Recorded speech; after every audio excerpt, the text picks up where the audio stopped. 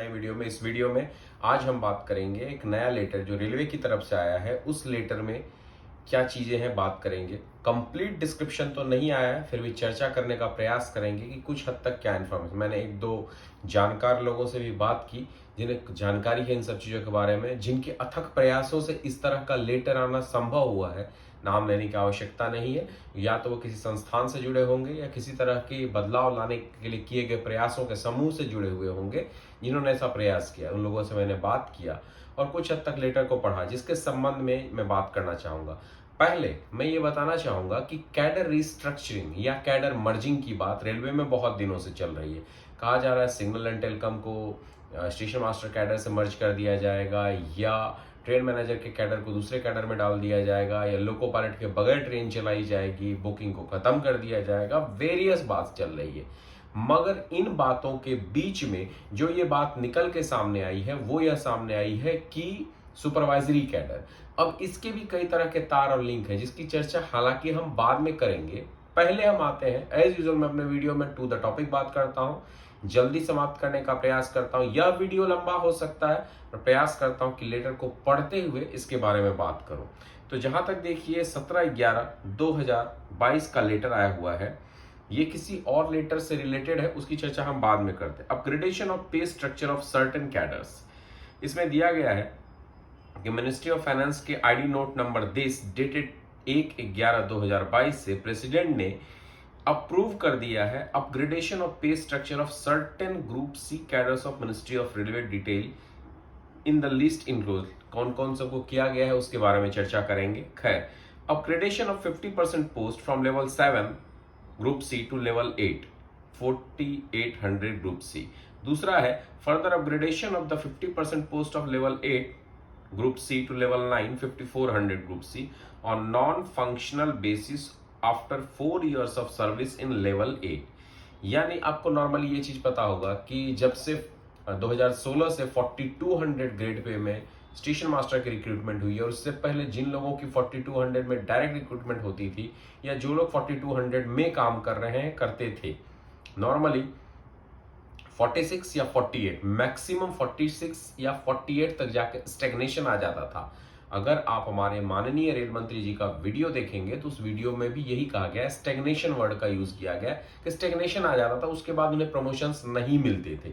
उनका कहना यह था कि आजकल के समय में हाईली एजुकेटेड लोग आ रहे हैं, तो अगर स्टेग्नेशन हो जाता है, उन्हें आगे प्रमोशन नहीं मिलता है, तो उस सिचुएशन में ऐसा होता है कि उन्हें फ्रस्ट्रेशन आ सकता है, या परेशान, मतलब एक सेटिस्फैक्शन नहीं मिलता है अपने जॉब के प्रति।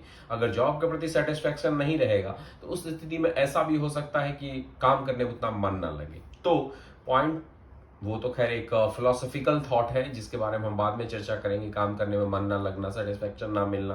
खैर, तो 42 के बाद 46 एक प्रमोशन होता था 10 साल में, 48 7th पे कमीशन आया। उन्होंने कहा कि 3 MACP दिया जाएगा, जिसका इंप्लीमेंटेशन नहीं हो पा रहा था आगे, क्योंकि 48 के बाद 54 यानी गस्टेड रैंक हो जा रहा है। गस्टेड रैंक में प्रमोशन दिया नहीं जाता था, फिनेंशियल अपग्रेडेशन भी नहीं मिलता था। तो 42 के बाद 46 48 यानी 7th पे का इंप्लीमेंटेशन प्रॉपर्ली नहीं है। अगर 2800 से 42 42 से 4600 तक जाते थे कोई, तो 3 MACP का इंप्लीमेंटेशन तो होता था, मगर 42 वालों का वो नहीं होता था ग्रुप सी कैटेगरी में। और 4800 में आने के बाद स्टेग्नेशन आ जाता था, यानी जूनियर भी 4800 में, सीनियर भी 4800 में। तो वहां पे थोड़ा सीनियरिटी क्लैश रहता था कि आप भी 4800 हैं, मैं भी 4800 हूं, सभी लोग हैं, तो किस तरह का किसे इंचार्ज, तो वहां पे ईयर्स काउंट देखा जाता था, वेरियस फैक्टर्स को देखा जाता था। फिर भी एनोमलीज थी, कॉम्प्लिकेशंस थे, कन्फ्रंटेशंस होते थे। तो पॉइंट आता है कि 3 MACP तो उन्हें मिलता नहीं था, ये रूल फॉलो नहीं होता था।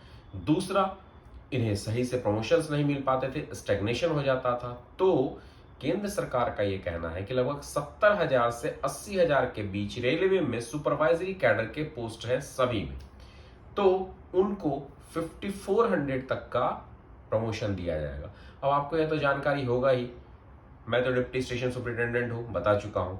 पहला 5400 रेलवे में ग्रुप सी के किसी एम्प्लॉय को दिया गया फाइनेंशियल अपग्रेडेशन, तो वो मिला स्टेशन मास्टर कैडर को, due to station master cadre के पूर्ण प्रयास के चलते, क्योंकि वो उसके लिए भी एलिजिबल थे और कई तरह की मांगे थी। खैर, ये बहुत ही कॉम्प्लिकेटेड बात है। मैं किसी कैडर विशेष की बात ना करते हुए मैं बात करूंगा कि उन्हें दिया गया था। इसके बाद मांग चल रही थी कि उन्हें दिया गया ताकि सबको, तो क्यों ना सबको दिया जाए, वाजिब बात है, मांग बराबर होनी चाहिए और सबको मिलनी चाहिए। तो केंद्र सरकार ने वही 70 से 80,000 पोस्ट के बीच में, हालांकि 70,000 का डिस्क्रिप्शन है, कहीं कहीं 80,000 भी कहा जा रहा है, 70 से 80,000 पोस्ट के जो सुपरवाइजरी कैडर के पोस्ट है उनमें एक रीस्ट्रक्चरिंग की बात लाई है। रीस्ट्रक्चरिंग तो खैर अगले साल आएगा, यानी पे स्केल अपग्रेडेशन का बात लाई कि इनमें से 50% जो लेवल 7 के हैं उनको लेवल 8 में किया जाएगा, यानी 4800 ग्रेड पे में। और जो 50% को लेवल 8 में किया जाएगा, 4 साल के बाद जॉब करने के बाद लेवल 8 में उन्हें लेवल 9 यानी 5400 में दे दिया जाएगा, यानी 5400 में दे दिया जाएगा, जो 50% उसमें अपग्रेडेड होकर लेवल 8 में आए।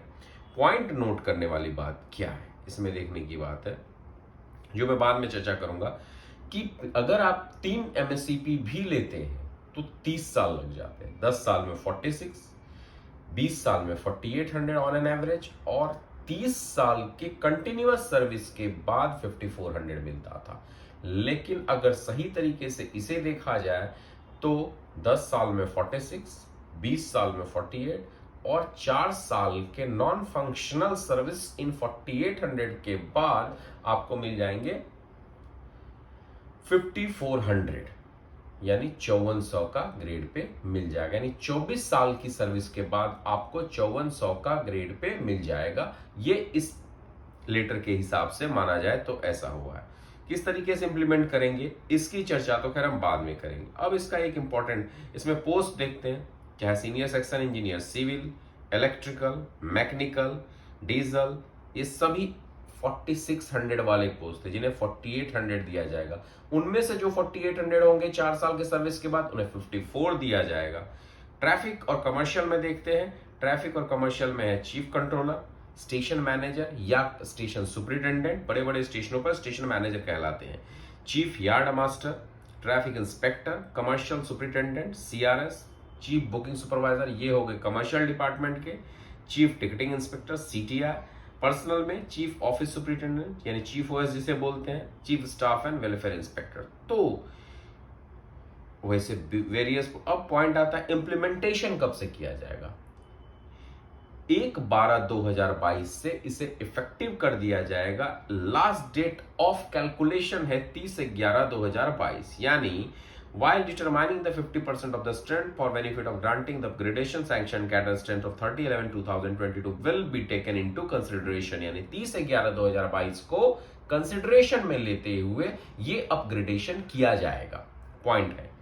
उसके बाद the benefit of the upgradation will be restricted to the persons who are in service on the cut off date, यानी जो रिटायर कर गए 4 साल का 4800 में जॉब करने के बाद, उनके लिए नहीं है, जो सर्विस में कंटिन्यू कर रहे हैं उनके लिए इंप्लीमेंटेशन होगा।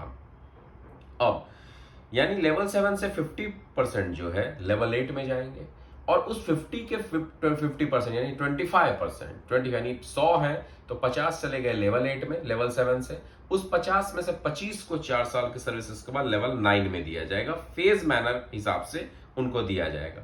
अब पॉइंट एक बहुत ही इंपॉर्टेंट है, इसका रिव्यू किया जाएगा हर साल 1 जुलाई को कि कौन किस किस पद पे नहीं काम करे, इसका रिव्यू किया जाएगा। अब जो बार बार मैं एक चीज कहना चाह रहा हूं कि इंपॉर्टेंट चीज क्या है जो देखने की, तो चलिए वो देखते हो क्या है आखिर। In any case, after 4 years of the total number of posts in level 8 and level 9 will not be more than 50% of the total cadre strength, यानी level 8 और level 9 में कभी भी कैडर के पूरे स्ट्रेंथ से 50% से ज्यादा लोग लेवल 8 या लेवल 9 में नहीं रहेंगे। पहला इंपॉर्टेंट पॉइंट है। दूसरा पॉइंट देखते हैं,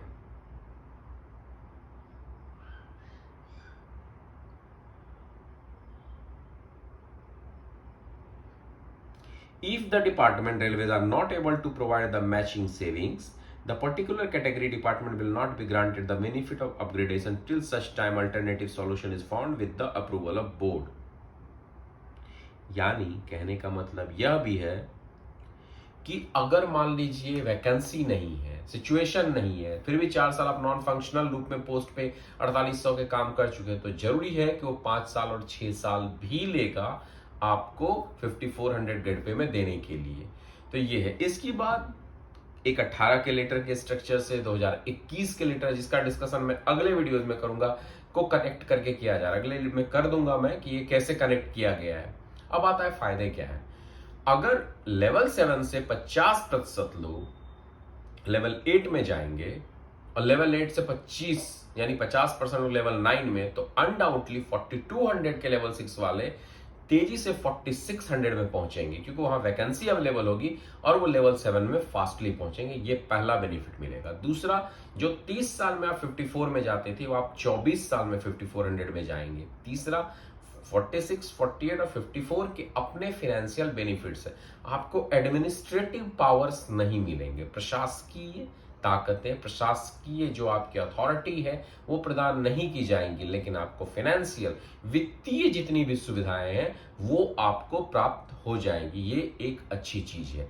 अब इस पहल को जो किया गया है, इसका क्लैरिफिकेशन आप कहिएगा, सारे डिटेल्ड व्यूज अभी तक किसी के पास भी अवेलेबल नहीं है कि आखिर किस तरीके से इंप्लीमेंट करेंगे, कैसे इंप्लीमेंट करेंगे, इसके बारे में नहीं है। बट यह 4200 ग्रेड पे, 4600 ग्रेड पे या 48 में काम करने वालों के लिए बेहतरीन लेटर बन के आया है, जिससे उन्हें एक फाइनेंशियल अपग्रेडेशन और बेनिफिट मिलेगा। जो रिटायर के वर्ज पे हैं, 4 साल हुआ है, उनके पेंशन में एक अच्छी बेनिफिट और उछाल आएगी, मेडिकल फैसिलिटीज अपग्रेड हो जाएंगी।